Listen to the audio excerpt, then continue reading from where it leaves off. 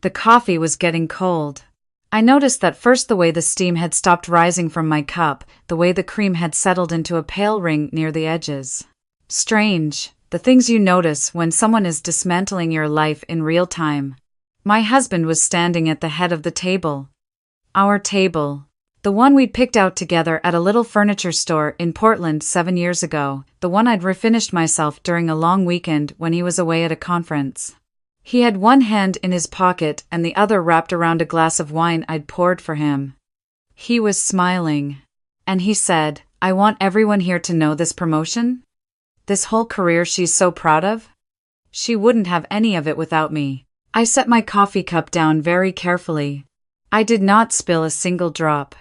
"My name is Claire, I'm 31 years old. I'm a senior product manager at a mid-sized tech company in Seattle, and 3 weeks ago, I received the biggest promotion of my career, VP of Product, the role I had been building toward for 6 years. My husband's name is Marcus. We met when I was 24, at a networking event I almost didn't attend because it was raining and I was tired and I'd already changed into my pajamas once that evening.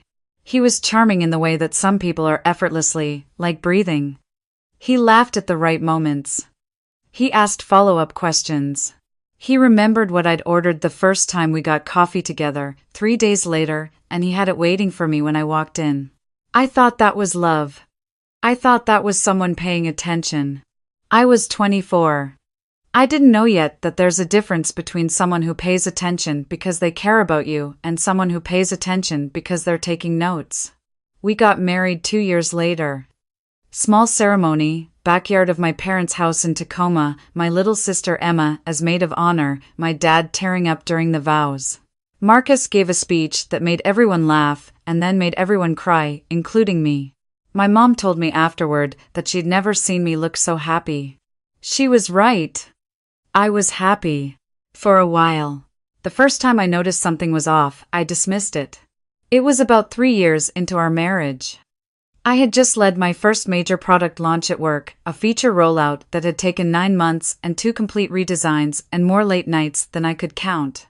My team hit every metric. My director sent a company-wide email. There was a small celebration, nothing extravagant, just cake in the conference room and a lot of relieved laughter. I came home and told Marcus about it, animated and proud in a way I rarely let myself be. He listened. He nodded.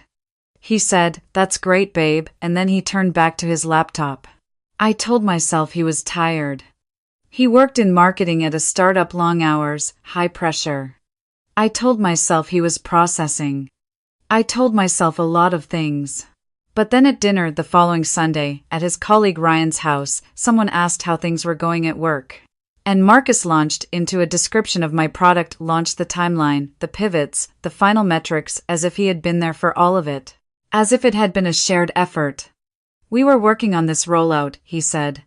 "We really had to rethink the whole approach." I stared at him from across the table. He didn't look at me once. Afterward, in the car, I asked him about it. He shrugged. "I helped you think through some of that stuff. I'm just proud of what we built." What we built. I let it go. That was my first mistake, and I made it 40 more times over the next 3 years. Here is what I understand now, in a way I couldn't see then. Marcus had a particular talent for insertion. He was a satellite that could position itself in the orbit of anyone's success, and gradually, patiently, begin to look like a fixed star. He started joining my calls. Not officially, he worked from home some days, and he'd drift into my office with a coffee and sit in the corner while I led meetings. I didn't think much of it at first. But then he started having opinions. Quiet at first. "Have you thought about framing it this way?" Then louder. Then he started emailing my colleagues directly, copying me as an afterthought, offering feedback on strategy documents he had no business reading. When I confronted him, he was genuinely confused. That was the most destabilizing part. He wasn't performing innocence, he actually seemed to believe he was helping. "I just see things clearly sometimes that you're too close to see," he told me. "That's why we're a good team." We were not a team. I was the one logging in at midnight.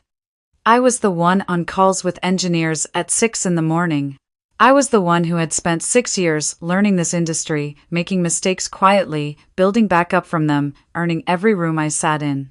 But Marcus had slowly, skillfully rewritten our shared narrative into one where he was the architect and I was the execution. And I had let him. Because I loved him. Because I believed that a good marriage meant lifting each other. Because I kept thinking, surely I'm misreading this. Surely this isn't what it looks like. I found out the truth on a Tuesday afternoon in February. I was looking for a tax document on the shared laptop we'd filed jointly for years, and I accidentally opened a folder I'd never seen before. It was labeled with my initials. Inside were documents, emails he had forwarded to himself from my work account, a log of my performance reviews that I'd never shown him, screenshots of Slack conversations between me and my director. Some of the documents had his handwriting in the margins, physical notes, photographed and saved. I sat there for a very long time. Then I opened his email. I shouldn't have. I know that. But I did, and what I found was worse than anything I'd imagined. There were emails to his brother. Long ones, detailed ones, going back almost 2 years. In them, Marcus described my career trajectory as something he was managing from behind the scenes. He talked about my director David with contempt. Claire has him completely wrapped, he barely questions her anymore, which works for us. He described a strategy conversation we'd had in bed one night, pillow talk I thought was just us thinking out loud. And he'd apparently forwarded his version of it to a freelance consultant he was building a side project with. My ideas, my frameworks, my language. His email, his signature. There was one email that I've thought about every day since. His brother had written, "Doesn't she ever figure it out?" Marcus had written back, "She's not looking, she trusts me." That's the whole thing. I closed the laptop. I went to the kitchen and stood at the sink and turned the cold water on and held my wrists under it for a long time. Not out of distress, just because I needed something real and temperature specific to hold on to while the world rearranged itself. Then I picked up my phone and called my sister Emma. I said, "I need you to come over. Bring a flash drive. I want to be honest about the next 8 weeks, because this is the part that gets left out of stories like mine." I was not calm. I was not composed. I was not some marble statue of grace who had it all figured out from the moment I found those files. I cried in my car on the way to work. I cried in the shower. I woke up at 3 in the morning, convinced I had misread everything, convinced I was the villain here, convinced that I was a paranoid person who had constructed a false narrative around a husband who simply loved me in a clumsy, overclaiming way. I spent entire evenings going over old conversations, trying to find the place where I'd gotten it wrong. Emma sat with me through a lot of that. She never told me I was overreacting. She never told me to calm down. She just kept handing me tea and saying, "Tell me again what you read." Exactly. And every time I told her, it sounded exactly the same. My therapist, whom I'd been seeing on and off since my mid-20s, helped me name what I was experiencing. Not just betrayal. Something more specific, the particular vertigo of realizing that the person who was supposed to be your safest witness had been quietly, consistently rewriting your story. That the confidence I'd been building for years had been partially built on a foundation that had been undermined from beneath. I kept going to work.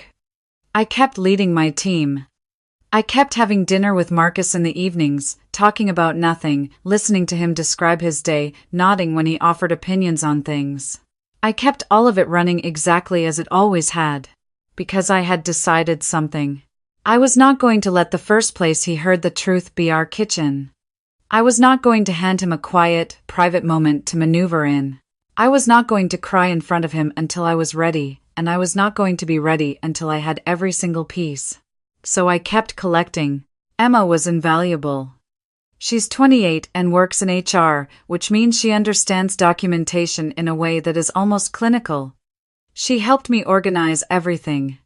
The emails, the forwarded files, a recording I made legally, in our state, one-party consent of a conversation in which Marcus casually described a product roadmap I'd built as something we'd been developing together for the past year.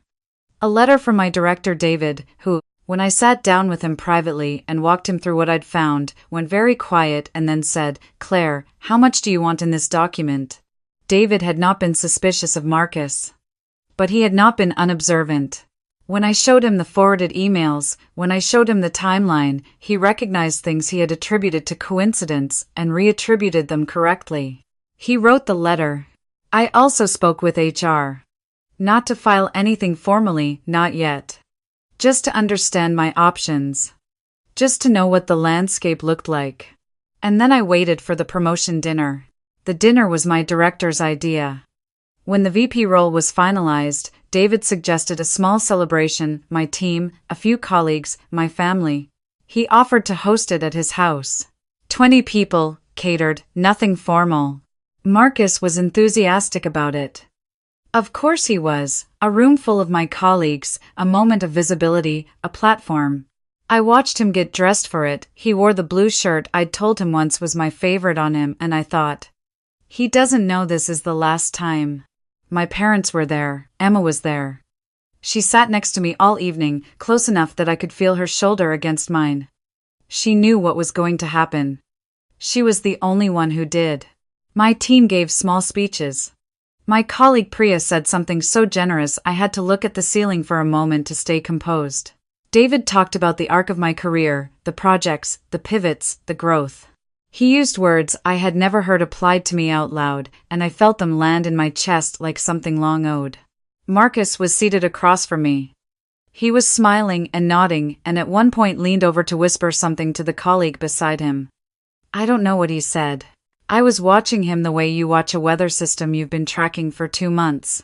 And then, during a lull, after the speeches, when the room had relaxed into the pleasant murmur of after-dinner conversation, Marcus stood up.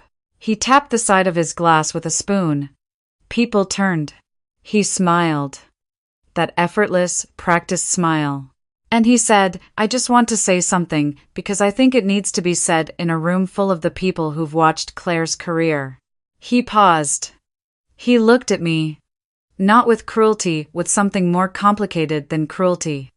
Pride, almost. The pride of a person who believes they own something. This promotion, this whole trajectory, she wouldn't have any of it without me. I've been the one behind the scenes. I've been the one she came home to every night and talked through every strategy with. I've been the quiet engine. And I'm just proud that we got here. The room was very still. I looked at him for a long moment. Then I looked at Emma. She reached into her bag and handed me the small remote. I pressed the button. The television in David's living room, which we had quietly connected to my laptop before the guests arrived, came to life. On the screen was a document. Clean, readable, in a font large enough for everyone in the room to see without moving from their seats. At the top, it read, Selected Correspondence, M. Aldridge, February 2022 through November 2024. The first email appeared. I didn't have to explain it, I let people read. You could hear it, the shift in the room's quality of silence. The way 20 people suddenly became very still in the particular way of people who are witnessing something they cannot look away from. Marcus turned to look at the screen. I watched his face go from confusion to recognition to something that had no precise word. Not shame, exactly. More like the expression of a person watching a structure they believed was invisible, suddenly made fully, permanently visible. Claire, he said. You can sit down, I said. Quietly. Not angry. Just clear. He sat down. I stood up. I didn't give a long speech. I had considered giving a long speech and decided against it, because I didn't want anyone in that room to remember my voice shaking, and it would have shaken, because I'm a human being, not marble. So I kept it short. I said, everything you heard from David and my team tonight is accurate. Every project, every strategy, every result, those came from this team, and from me. I'm grateful to everyone in this room who saw that clearly. I looked at Marcus one more time. The email chain is 14 months long, I said. My attorney has a full copy. So does HR. And then I sat back down. Emma put her hand over mine under the table. Marcus left the dinner. He didn't make a scene. I think the absence of anger on my part took all the available oxygen from whatever response he'd been preparing.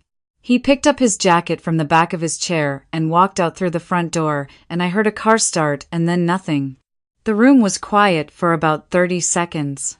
Then Priya, my colleague Priya, who had given the most generous speech of the evening, picked up her wine glass and said, "To Claire." And the room answered. I'm not going to tell you the divorce was easy. It wasn't. We had a house, joint accounts, a whole life that had to be disassembled piece by piece. I moved into Emma's spare room for 6 weeks while the lawyers worked. I ate a lot of takeout Thai food.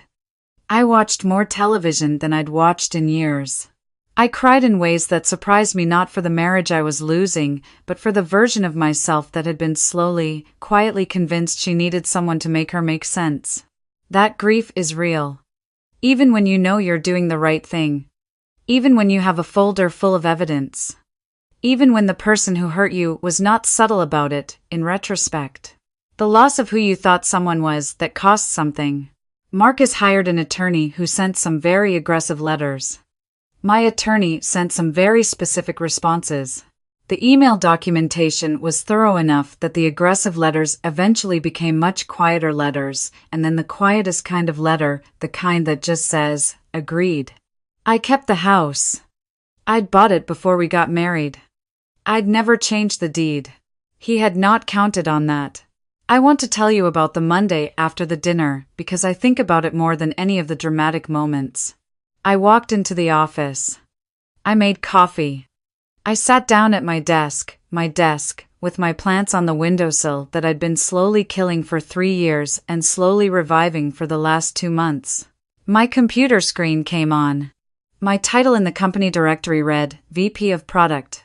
My colleague Ben came in and said, "Good morning." I said, "Good morning." And that was it. I did my job. I led my 9 o'clock. I reviewed a roadmap. I gave feedback on a spec document. I had lunch at my desk because I was in the middle of something interesting and I wanted to finish the thought. At 5:30, I shut my laptop, gathered my things, and drove home. I made dinner for one. I poured 1 glass of wine. I sat at my kitchen table, the one I'd refinished myself, that was always mine, and the house was quiet in a way it had never been quiet before. Not empty. Quiet. There's a difference that I hadn't known existed until that evening. People ask me sometimes when I've told this story, which I've told carefully and only to a few people in real life, whether I regret how I did it. Whether the dinner was too much. Whether I could have handled it more privately. I've thought about that. Here's my honest answer, maybe. There's a version of this where I sit Marcus down, show him the folder, have the hard conversation in the privacy of our kitchen. There's a version that looks more measured, more contained, more graceful in the way people usually mean when they say the word graceful to describe women in pain. But I keep coming back to this. Marcus chose a room full of my colleagues. He chose the night of my promotion. He chose an audience for his version of our story, and he did it with complete confidence that I would say nothing, smile politely, and hand him the narrative the way I always had. He was wrong about me. He had been wrong about me for a long time. And I wanted him to understand that clearly, specifically, in the same room where he'd planned to take one more thing from me. I don't think that was cruelty, I think that was precision. There is one thing I've never said out loud that I'll say here. About 4 months into my silence, into the months of collecting, documenting, waiting, I almost stopped. I came home late from a work event, and Marcus had left the porch light on, and he'd made dinner and left a plate for me in the oven with a note that said "Missed you." And I stood in the kitchen with that note in my hand and thought, maybe I'm making a terrible mistake. Maybe this is the real person. Maybe the emails were something else, something I've misread, something I've catastrophized. I took a photo of the note. Then I went to my phone and I read the email again. The one where his brother had asked, "Doesn't she ever figure it out?" The one where Marcus had said, "She's not looking, she trusts me." That's the whole thing. I folded the note very carefully and put it in the trash. I made my own plate from what was in the refrigerator. And in the morning, I kept going. My VP title came with a new office, a corner one, with a view of the Sound on a clear day. On my first morning in that office, I stood at the window for a long time before I opened my laptop. The water was flat and silver in the early light, and there were ferries moving in the distance, very small, steady on their routes. I thought about the 24-year-old who'd stood in the rain outside a networking event deciding whether to go in. She had no idea about any of it, the good or the hard. She just pulled her jacket tighter and went through the door because she'd told herself she would. I'm glad she did. I thought about calling my mom that morning, and then I did.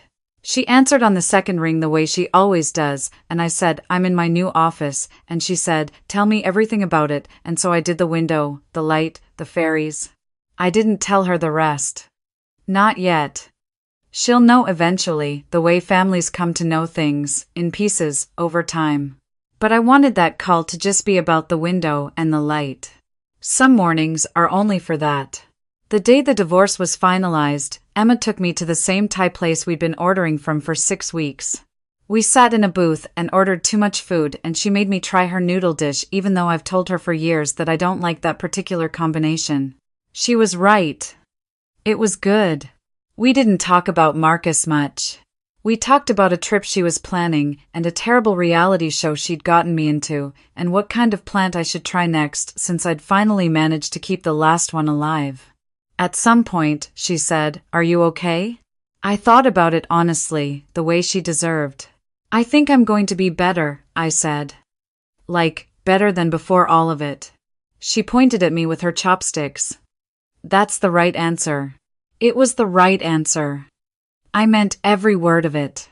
Here's what I know now that I didn't know 7 years ago at a networking event in the rain. Trust is not the same as not looking. Love is not the same as handing someone your narrative and hoping they'll be careful with it. A relationship that requires you to shrink the record of what you've actually done is not a partnership. It is a performance, and you are not the audience, you are the stage. I spent years believing that wanting full credit for my own work made me selfish. That keeping the full story of my own accomplishments for myself was somehow a failure of partnership. I had been so carefully taught by him, yes, but also by 100 smaller lessons before him, that the gracious thing was to share. To say we. To make room. No one teaches you to notice when someone is using that graciousness as a door they walk through and don't come back from. I'm teaching myself to notice now. I still make coffee in the morning in my kitchen that is only mine. I still go into my office and look at the ferries before I open my laptop. I still call my mom. I still let Emma make me try things I think I won't like. My daughter, I don't have one yet, but I've been thinking about this lately in the abstract. The way you do when a chapter closes and you start to see the shape of what might come next. My daughter will know this. Not as a warning. Not as a wound. Just as a thing that is true, your work is yours. Your name on something is yours. Let people in, love people, build things with people, but know which parts are yours, and hold on to them. Not out of selfishness. Out of accuracy. The last time I saw Marcus was at the mediator's office, across a conference table, 6 weeks after the dinner. He looked tired. He did not try to speak to me directly, his attorney spoke. My attorney responded. It was professional and brief and almost disappointingly undramatic. At one point, while the attorneys were reviewing a document, he looked up and met my eyes. I don't know what he was looking for. Whatever it was, I don't think he found it. I looked back at him without expression. Not coldly. Just clearly. There was nothing I needed to say. I had already said it not to him, but in the right room, in front of the right people, with the right evidence on the screen. The mediator said, I think we're done. And we were. Some nights, I still sit at the kitchen table later than I should, with a cup of tea that gets cold the same way the coffee did on the night everything changed. I think about the long, patient months of doubt and grief and silent collecting. I think about Emma handing me a remote control across a dinner table. I think about 20 people going still all at once. I think about the ferry boats, steady on the water in the early light. I don't regret any of it, not even the hard parts, not even the nights. I almost stopped, not even the 24-year-old standing in the rain who had no idea what she was walking into. All of it made me someone who sits in a corner office with a view of the sound and knows, without question, exactly how she got there. And that knowledge belongs entirely to me.